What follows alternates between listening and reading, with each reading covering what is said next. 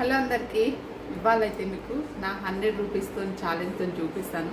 So నేనైతే ఇంటి దగ్గరికి కొంచెం డీప్ క్లీనింగ్ వర్క్ అవుతుంది, దానికోసం అని ఇంటి దగ్గరికి వెళ్ళొస్తుంటే ఇంట్లో టమాటాలు అయిపోయినాయి అని చెప్పేసి ఇట్లా పట్టుకొచ్చిన.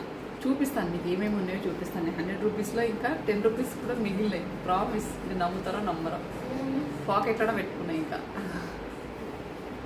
ఇదిగోండి 10 రూపీస్ మిగిలినాయి, అంటే 90 రూపీస్ అన్నమాట. ఏమేమి తీసుకున్నానో చూపిస్తాను మీకు. ఇదిగోండి, ఇది వచ్చేసి శనగకూర. అమ్మేమో 50 రూపీస్ హాఫ్ కేజీ అన్నది. నేనేమో 30కి ఇమ్మంటే, అబ్బా బిడ్డ నీ 30 కాదు, నాది 50 కాదు, 40కి ఇస్తా అన్నది. సర్లే అని చెప్పేసి 40 రూపీస్కి హాఫ్ కేజీ అయితే తీసుకొచ్చేసిన. అది తీసుకోవడానికి ఈజీ, కానీ శనగకూర తెంపడమే చాలా కష్టం. హాఫ్ కేజీ అది తీసుకున్నా. 10 రూపీస్ కొత్తిమీర తీసుకున్నా, మంచి వాసన అయితే ఉన్నాయి. అండ్ ఇంకొచ్చేసి ఉల్లిగడ్డ అండ్ టమాటా.